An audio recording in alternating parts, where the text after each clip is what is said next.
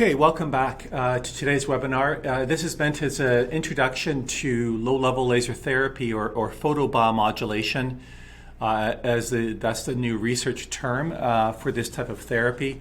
Really what I'm trying to do with this webinar is provide some science and some research and some understanding. It's really not about our equipment per se at all. So it's more just so you guys can understand exactly what this is all about, how it might help your patients, and why I personally think that it's something that you should always have in your toolbox as a clinician, whether you're a chiropractor like myself or another type of clinician, just because of what it can actually do to the cells and the tissues as well too. Okay, I have tons of slides to get through, so hopefully I'll get through all of them.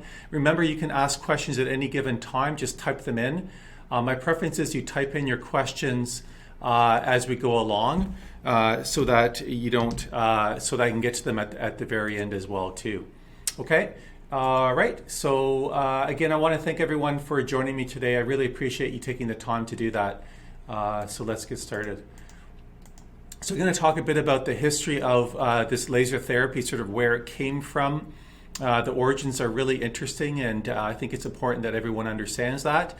Then I'll go right into the definition of laser therapy or photobiomodulation. Then everyone's favorite topic, I'll talk about the fundamentals of the physics of light and tissues and how that's really important in order to achieve really good clinical success.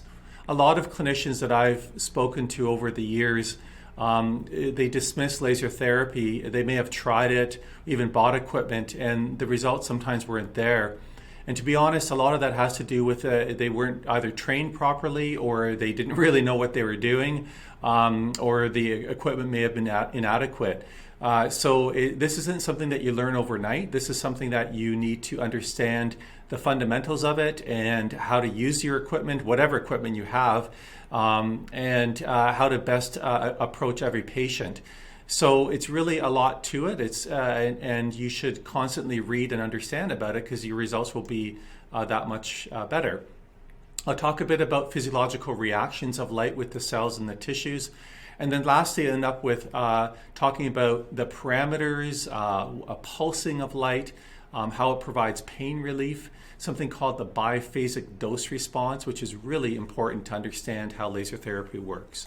And then, of course, we'll have time for questions and answers. All right, so let's just move on here. Really, when we talk about light therapy, it really goes back to thousands and thousands of years ago, when the use of natural sunlight was used to help patients or people that had injuries or diseases. And this is called heliotherapy, and it dates back, as far as documented, back to 1400 BC. And of course, they weren't really sure what was going on, why the light helped, but it was certainly indicative that light could help wounds heal faster. Light could help certain skin diseases or irritations and so forth. Now, really, it wasn't until Dr. Niels Finsen, who is a medical doctor. He's from the Faroe Islands. Faroe Islands are in between Denmark and Iceland, so it's a group of islands way out in I guess it's the North Atlantic Ocean. And he pioneered the use of what's referred to as phototherapy. This is in the early 1900s. Now, he actually won the Nobel Prize in Medicine and Physiology for his work. This was right around when the first incandescent light bulbs and artificial light was being manufactured. He was able to use filters to provide narrow bands of wavelength. Specifically, he found in his research that red and ultraviolet had an interesting effect on metabolism and on pathogens.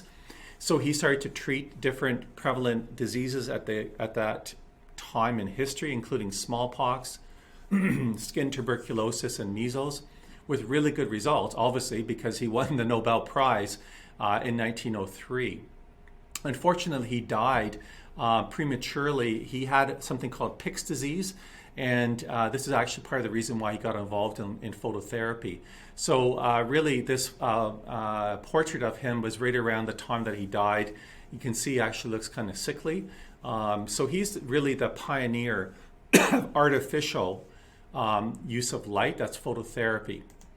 Now, his work really wasn't carried on. There was no one to carry on his work. But one Swiss physician, Auguste Rollier, he was inspired by Finson's work, and he actually started to use more heliotherapy, especially for tuberculosis. And he had a sanatoriums built high up in the Swiss Alps, and he used specific dosaging of natural sunlight, not only for tuberculosis, although that was the most prevalent use of it, but also skin lesions and wound care, that kind of thing. So he was actually really well respected in the I think in the 1920s and 30s, that kind of thing. And what happened was, of course, as soon as they discovered antibiotics and were able to treat tuberculosis with that, his work kind of fell out of favor, although he certainly initiated the use of phototherapy even more, heliotherapy in this case.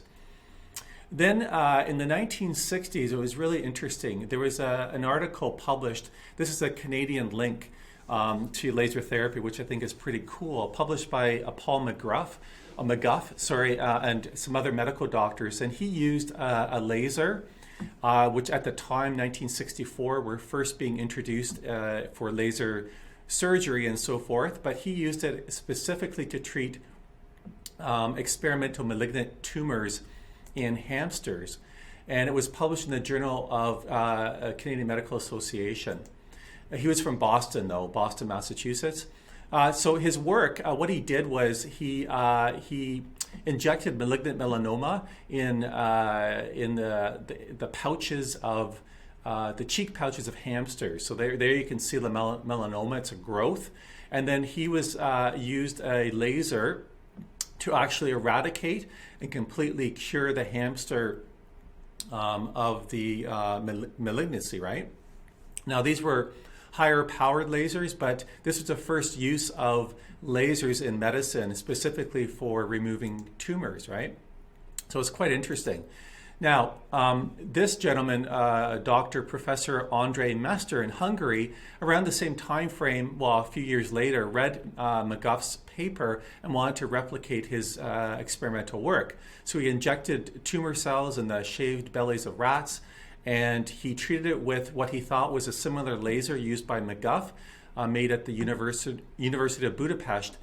Fortunately, actually, his laser was calibrated much lower than the one used by McGuff. So the effect overall was nothing on the malignancy, but the hair grew back faster compared to the control.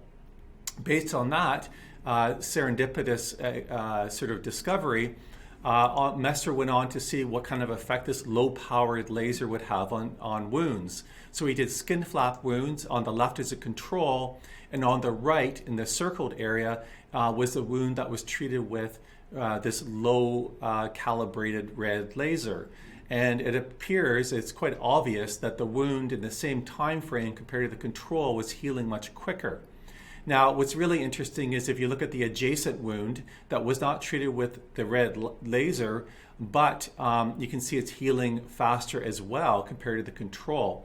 So Mester discovered not only that red wavelengths of a certain power helped wounds heal faster, he also noticed there was a systemic effect.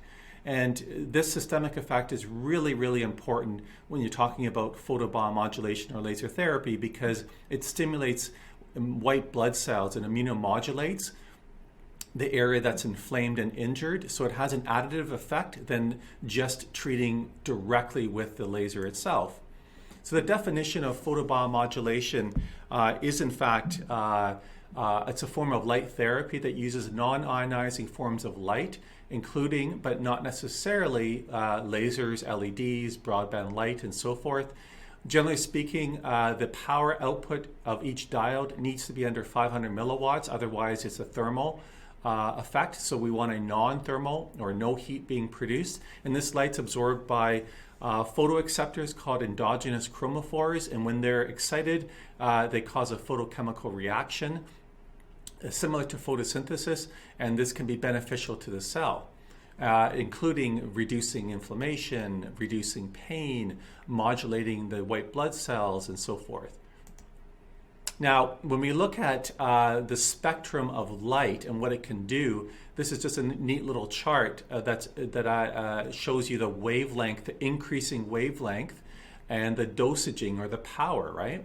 So if you look at the very bottom, you have ultraviolet light, which has a wavelength around 300 plus nanometers. And then you get into the visible wavelength, approximately 500 nanometers or so in the violet and blue spectrum and green. And then you get into the red and near infrared and enough dosaging to cause photobiomodulation. That's what PBM. So therapeutic wise, there's sort of a cutoff area in this region. Now, as you increase the dosaging, you can see it becomes destructive. So the amount of energy will actually cause a heating effect, and this is what we refer to as surgical photodynamic therapy or surgical laser therapy and or photodynamic therapy. So this is different than the lower dosages and different wavelengths. Now, the theory goes that back in the turn of the 20th century, Albert Einstein, of course, came up with the fundamental quantum theory. And based on that, Theodore Maiman built the first working laser in the 1960s. And around the same time frame, Nick Holonyak also discovered and built the first working LED. So these are the important scientists that led to the use of lasers and LEDs for photobiomodulation.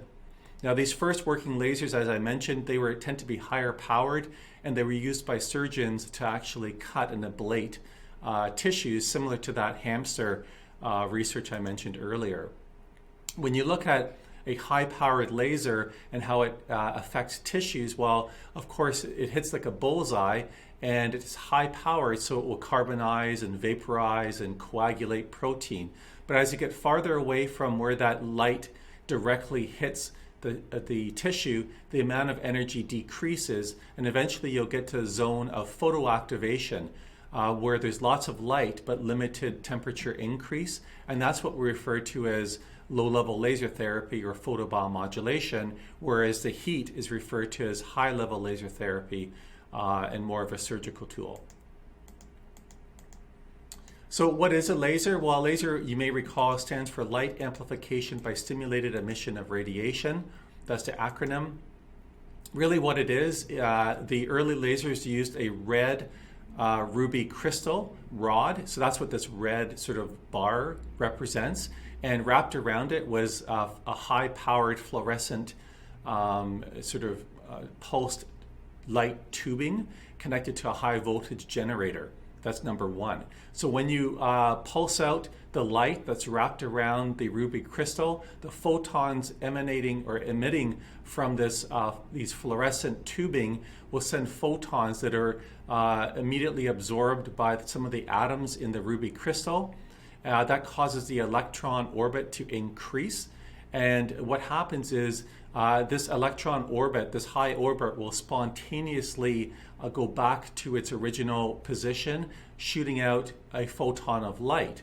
This photon of light then can interact with a similar atom that has a high level electron orbiting in it, so it's already stimulated, and that can now stimulate that atom to shoot out not just one but two atoms. So that's stimulated emission.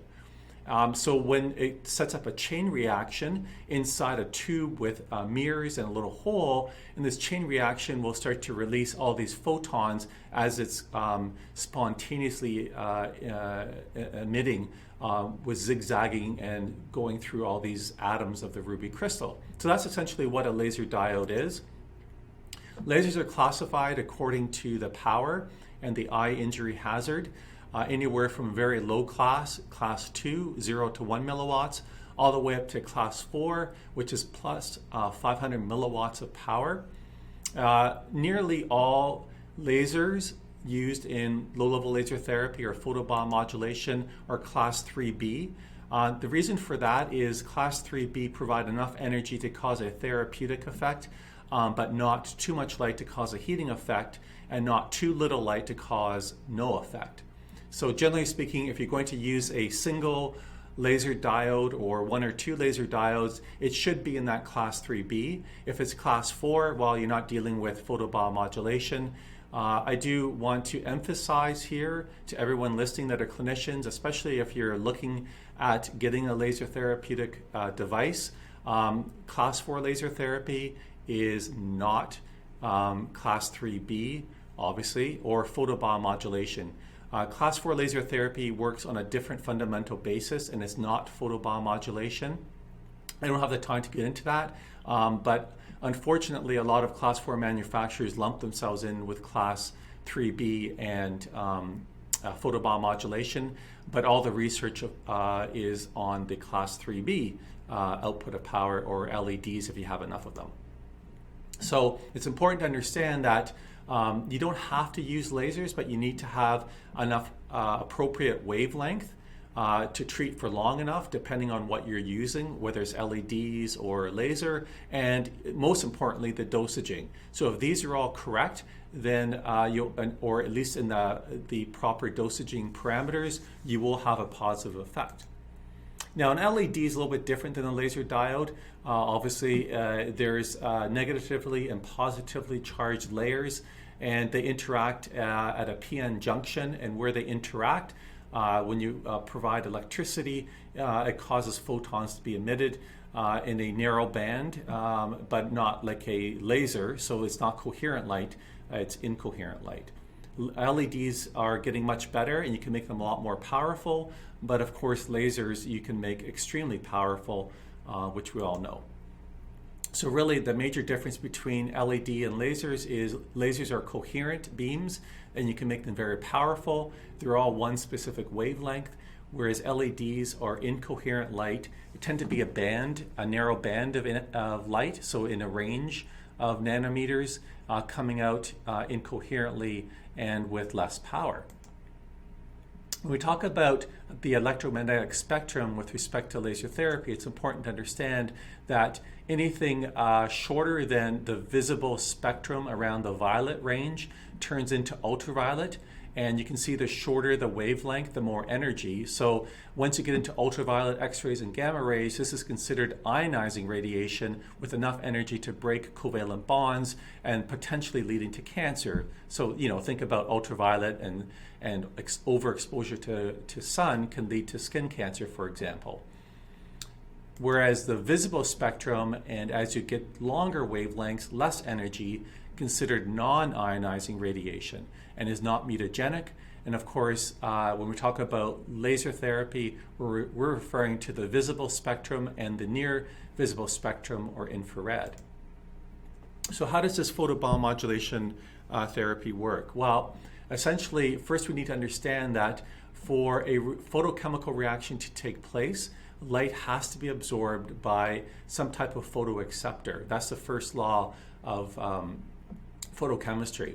So examples of photochemical reactions everyone's familiar with is photosynthesis, the formation of vitamin D by exposure to sunlight, bioluminescence, think about fireflies. Of course, in your eyes, there's a photochemical reaction between light and rhodopsin, a photoacceptor in your retina. So those are all examples that I'm sure we're familiar with.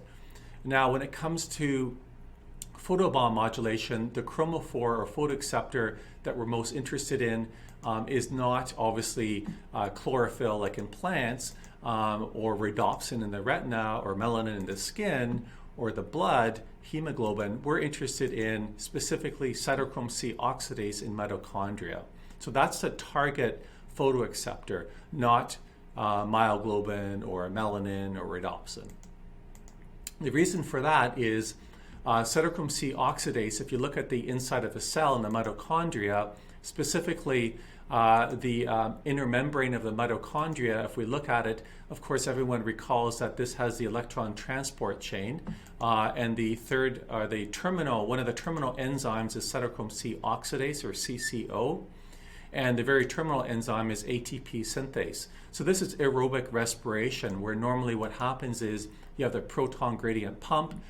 This causes the energy to be transferred back to ADP into ATP and the formation of energy. So this requires glucose, a Krebs cycle, oxygen, and of course that's how we get energy into our cells. Now what's really fascinating is how photobiomodulation works on this photochemical event. So on the left is a schematic diagram of cytochrome C oxidase. And what happens is when you have inflammation or an injury process, you have an increase in intracellular nitric oxide. As this peaks and becomes too high, it preferentially binds to copper, which is Cu, and heme subunits within the cytochrome C oxidase enzyme. That prevents or blocks oxygen from binding and thereby inhibits metabolism and the production of ATP. As ATP levels decline in cells, they start to spiral out of control and it can trigger cellular apoptosis or death, right? So we don't want this. And so what do? Well, we try to speed up the healing process in different ways, whether it's helping with, mechanically manipulation, acupuncture, all these different things. How laser therapy works is the light energy, specifically from certain wavelengths in red and near infrared, has enough energy to break the hydrogen bond between nitric oxide and copper and heme. By doing this, it causes the dissociation or photodissociation of nitric oxide. And what happens is the nitric oxide is free to diffuse through the membrane, allowing oxygen to bind back on and therefore increasing the respiration rate and the ATP production, allowing the cell to start to increase its metabolism, increase the mitotic index, and start to have regeneration and repair of damaged cells and tissues. So think of it as a boost of energy by illuminating these cells with light. So it has other interesting reactions as well. This light, as I mentioned, can directly interact with cytochrome C oxidase, producing more ATP, releasing nitric oxide, which in itself can cause vasodilation. And ATP, of course, increases the efficiency of the sodium-potassium channel. There's a short spike of ROS, which is reactive oxygen species. And this ROS would trigger an enzyme called nuclear factor kappa beta that triggers the transcription of proteins that cause cytoprotective effects on the cell. So it protects the cell from further damage. A light can also be absorbed directly by calcium ion channels and increase the influx of calcium into the cell. So it's all these different reactions going on is how photobiomodulation works. Now, when we talk about photobiomodulation, we're really referring to very specific a band of wavelengths, specifically in the 600 to 900, 1,000 nanometers of range length. Anything sort of shorter than that, as you get to ultraviolet and X-rays and gamma rays, well, of course, these have too much energy and can be potentially damaging.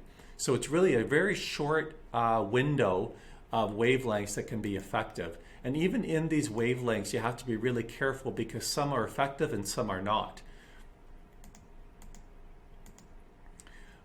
We're not using mid or far infrared.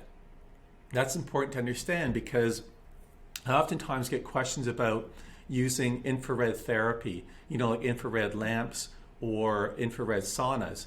They use wavelengths over 1,000 nanometers because it targets water. It can have a therapeutic effect, but it's not the same type of photochemical reaction that I've been referring to.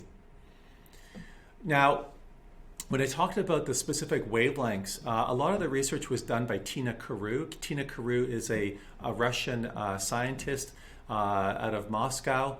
And she did a lot of interesting research and determined that very specific wavelengths, 620, 680, in the 600 range, 760, 820, and those ranges are what are absorbed best by copper specifically.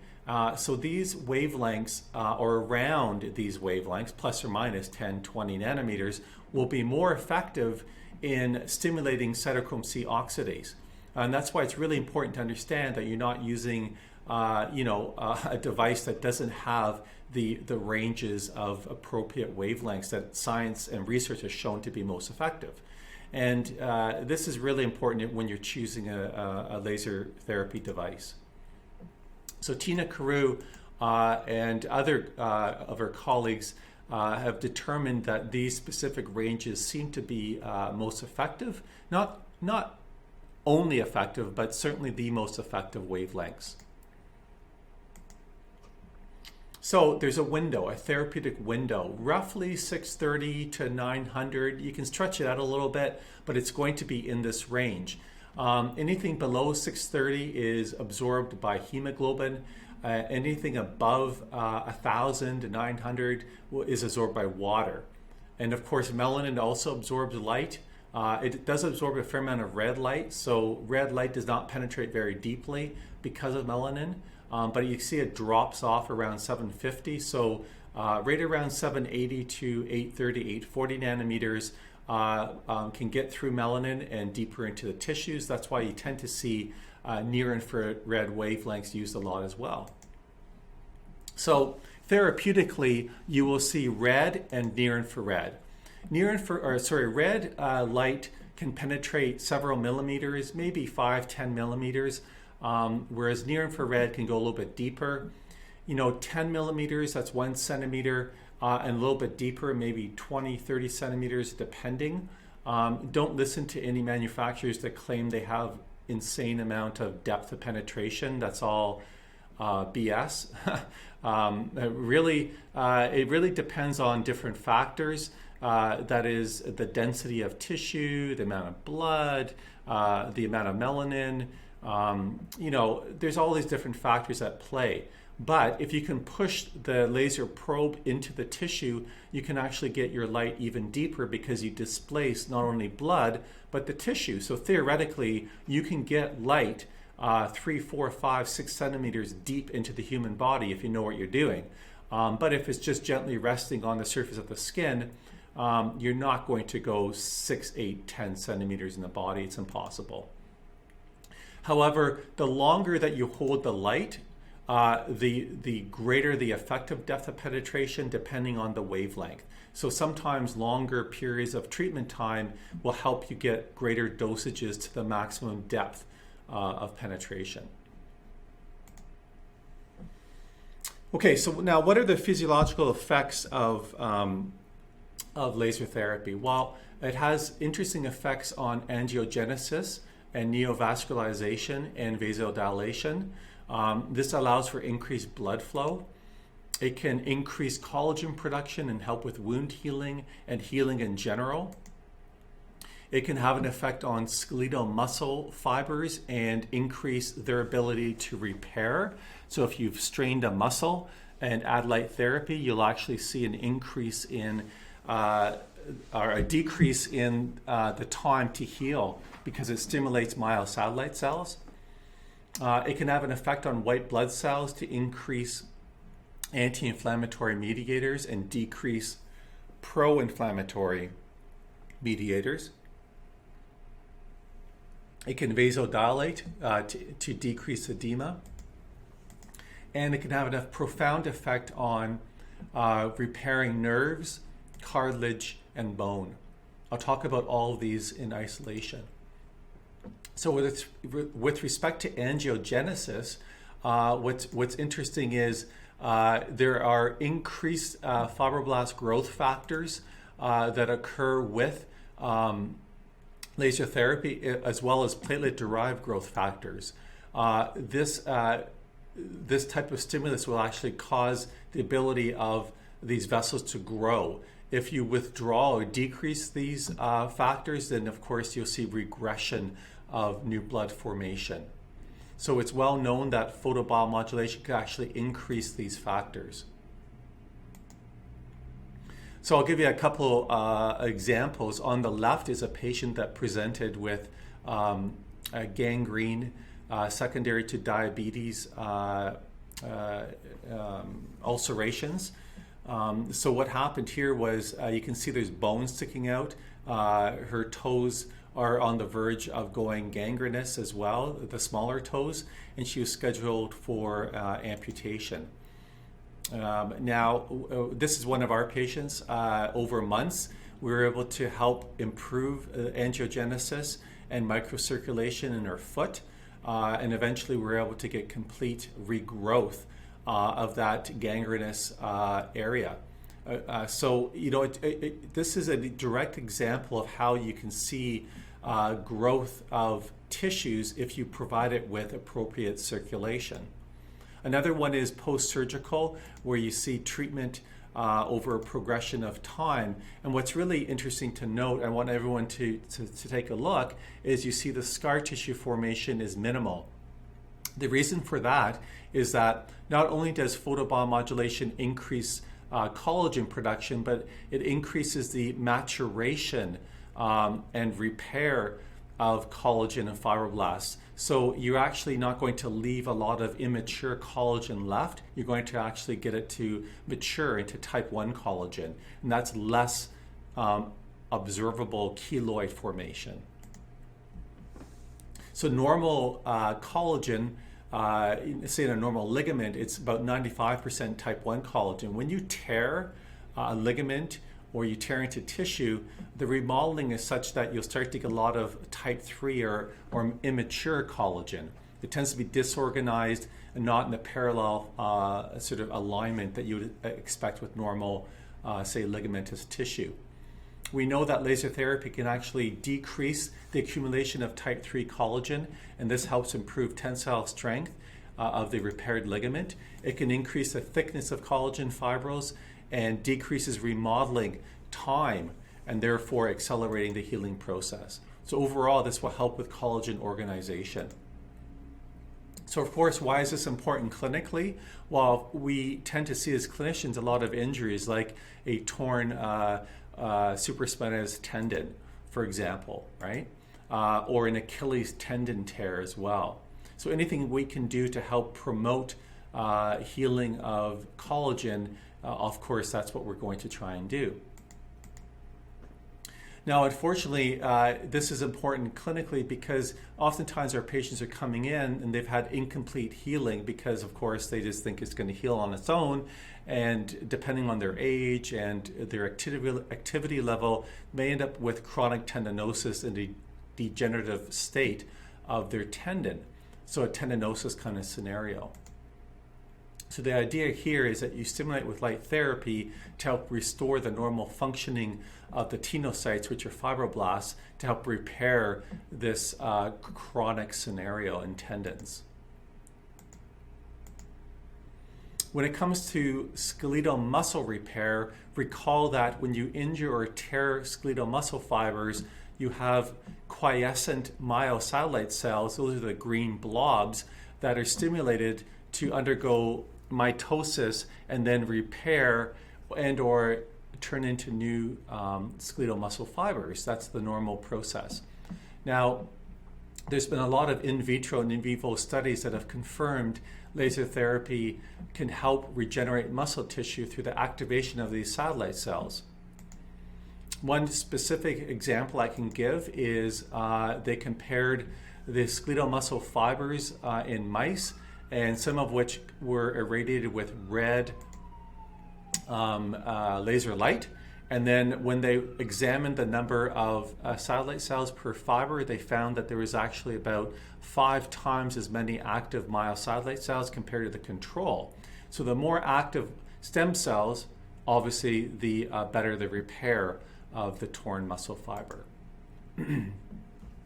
Another interesting effect is that on inflammation. So normally when we have inflammation, we have capillary widening, increased permeability, and then you get influx of white blood cells. You might get migration of white blood cells into the area. You'll get heat and redness and tenderness and swelling. Everyone knows the cardinal signs of inflammation. So what does laser therapy or photobiomodulation do to affect inflammation? Well, it has an effect on white blood cells. there's been a significant amount of research to show that you increase macrophage activity and the numbers of macrophages by exposing the tissue area to light. Macrophages will decrease the number of active neutrophils and sort of get rid of them, and this helps to break up the cycle of chronic inflammation, because chronic inflammation is usually due to prolonged neutrophil influx. The other thing that light therapy does is it decreases oxidative stress, and it promotes cell survival and reduces overall cellular damage. Further anti-inflammatory effects include the increased secretion by white blood cells of anti-inflammatory cytokines, and in turn, the reduction of pro-inflammatory cytokines or mediators. By reducing and or increasing these cytokines, it has a profound effect of reducing the inflammatory process in these tissues that allows for increased repair of the tissue involved. It can also help to reduce prostaglandins. Now, prostaglandins are secreted, and it tells the body that there's an injury there by irritating pain fibers. So if you decrease prostaglandin levels, you'll reduce pain. So that's also a really important way of reducing pain with these patients.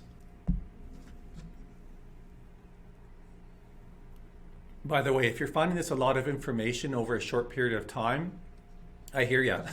So if you're interested in sort of having a prolonged introduction and training, at the end of this webinar, I'll talk about the dates for my upcoming full one-day trainings online.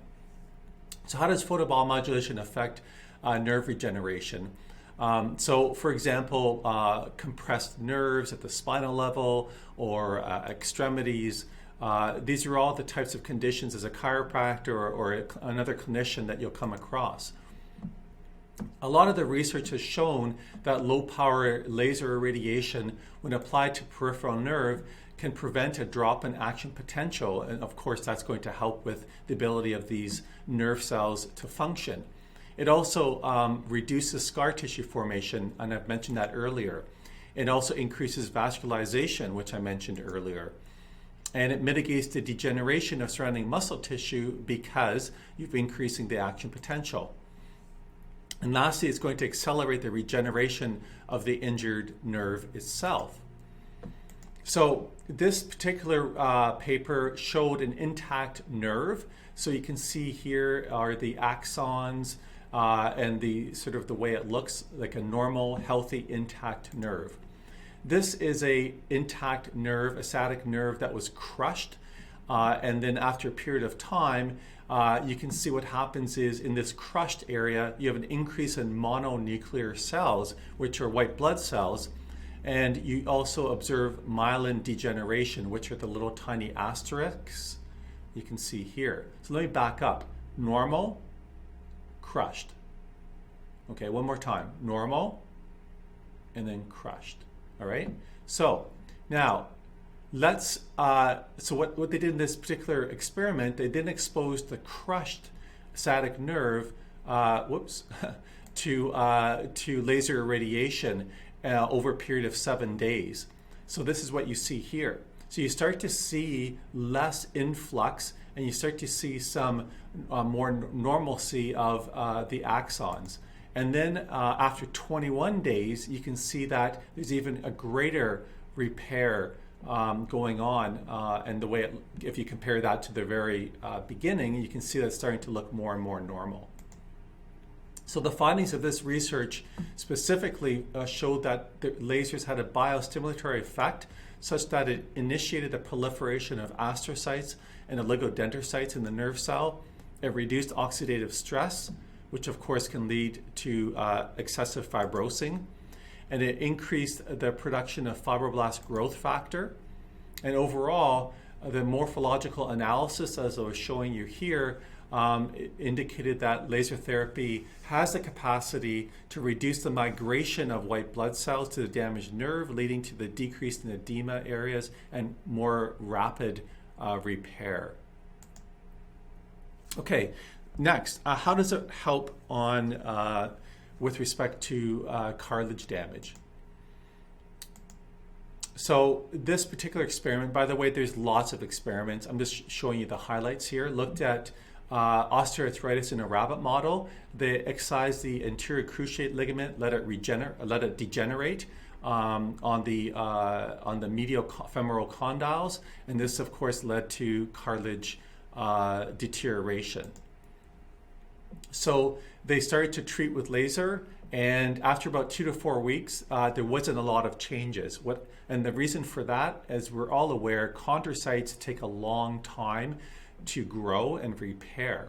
However, after 6 and 8 weeks, they observed significantly lower cartilage damage compared to the control group.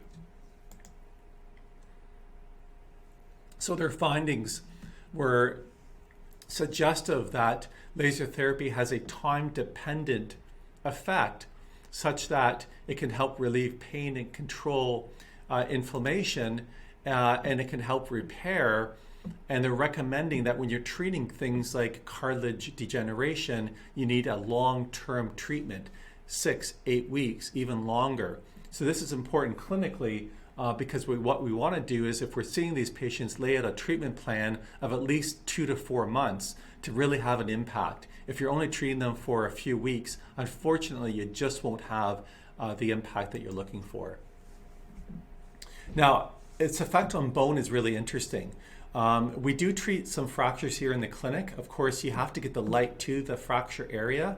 What we're trying to do is make sure that there's not a non-union or delayed union in the fracture area. And what light therapy can do is increase the synthesis, obviously, of DNA and RNA and the cell cycle regulatory proteins, and help promote specifically osteocyte and osteoblast and osteocyte proliferation. So in bone tissue specifically, it can help upregulate growth factors, different proteins and genes, specifically with respect to bone cell differentiation. This will lead to osteoblast proliferation and activity. So specifically, it's going to have an earlier recruitment of inflammatory cells, as well as a higher granulation tissue, and this can lead to a quicker callus formation at the site of the fracture. So really what we're trying to do is stimulate the osteoprogenitor or stem cells, turn them into osteoblasts, and repair this injured area. Again, you have to get the light to the area. So these are small fractures without a cast. If you have a cast, you're not really able to do this. Okay, now with respect to dosaging, this is an important factor. And as an intro lecture, basically what I want to do is just talk a bit about dosaging. So we talk about dose, it's in joules. So it's watts times time in seconds. And then, of course, if we hold it for a certain period of time, we're going to get dosage per point. We also need to take into consideration the surface area or the spot size of the laser or the LEDs. This will lead to energy density or power density dosaging calculations. So when you look at a research paper, you will see stuff like this: wavelength, the frequency, the power, the spot size, the energy density, the overall number of points used, total energy delivered. This is why, if you want to understand laser therapy, you need to have some fundamentals of what it is you're trying to achieve and what it all means, right? And the purpose of me speaking today is not to get into too much of that. Now, when we talk about pulsing the light, it's interesting that remember I mentioned Andre Mester. Well, his 2 sons have continued on to do some research, and Adam Mester, one of his sons, has looked into pulsing. And really what they've concluded is that when you pulse the light, you can tune the mitochondria of the different cell types to be stimulated more efficiently. So muscle cell compared to bone cell, compared to a neuron, they all, of course, have different metabolic rates. And therefore, if we pulse the light at different frequencies, we may in fact be able to achieve a greater effect. Now, this is all very much being researched and experimented. But Mester concludes by saying that once we know these parameters and understanding how to pulse the light and how to have dark periods and light periods when you're pulsing the light, then we can actually account for the specific energy demand of these cells and be more effective for treatment. Another thing I want to talk a bit about are the systemic effects. So when we talk about systemic effects, that's about treating an area around the tissue damaged area, so the bone marrow or the blood, and this can stimulate the stem cells and the white blood cells, and that will be carried in the blood around the general area of the damaged cells and the tissues to help actually promote healing as well. So remember earlier I mentioned about Andre Mester and his experiment, and he showed that even the adjacent wound was healing faster. Well, that was a systemic effect that I'm referring to. So quite a few research papers, one in particular, they compared spontaneous healing with respect to a wound that was healed with laser. So here are the same two wounds, same time frame, but you can see the one that was irradiated had a much quicker, faster rate of healing than the non-laser wound. Okay. So overall, it's been found that both red and near-infrared lasers can help produce repair of skin wounds by having a systemic effect by treating around the generalized area. Another way that laser therapy can help with pain specifically is endorphin release. We're all familiar with endorphins and understand how that works. Specifically, if we're talking about, say, myofascial trigger points, for example, they found that when you use higher fluences of energy, say in this case 27 joules per centimeter squared compared to 4.5 joules of energy, overall, they actually found that there was a greater amount of beta endorphins released in the blood compared to the lower energy. So the moral of the story here is that if you want to block pain, you want to have lots more energy, right? That's going to release actually more endorphins into the body than lower energy levels. Other ways that it can help with pain relief is decreasing things like substance P, bradykinins. I talked about prostaglandin levels as well too. And what's really fascinating is it can disrupt the flow of fast axonal transport in pain nerve fibers like C fibers and beta fibers as well. So really what they found here is that if you use high power, high energy densities, you can actually exhibit an inhibitory effect on the A delta fibers and C pain fibers. So by blocking these pain fibers, you can slow the conduction velocity, and that leads to actually reduced pain sensation or an analgesic effect. A lot of this work was done by Roberta Chow, and she actually did research and showed that you get this formation of varicosities with this light, and it blocks the blood, blocks the actual flow of mitochondria, and it's reversible, and the effect can last up to 48 hours. This is a little video of showing you the normal flow of the axons of the mitochondria. And what she found is that when you expose it to high amounts of 830 nanometers of light, you get these formations of these varicosities, and it actually blocks the flow of these specific mitochondria. I'm running out of time. Boy, I guess I had a lot of information here. So this is just another couple of slides showing you, I don't know if you can see it here or not, these little vesicles. And this was just showing you these vesicles and how they form when exposure to the light. And that's the blocking of the axons. Okay, lastly, I'm going to talk a bit about biphasic dose response. And essentially all this means is that if you underdose light, you will have little or no effect. If you overdose light, you will have little or no effect I'm talking about photobiomodulation, not about pain relief. However, an optimal dose will have a positive effect on healing. So really, we refer to this as the biphasic dose response, where if you have too little light, you have no effect, and between B and D, you have an optimal amount of light and therefore an optimal photobiomodulation effect. And then if you have excessive light, then you actually have a decreasing photobiomodulation effect. All right, wow, that was a lot to squeeze in. Just so everyone's aware, I am doing a entire full day training next Friday between 9 a.m. and 4:30 p.m.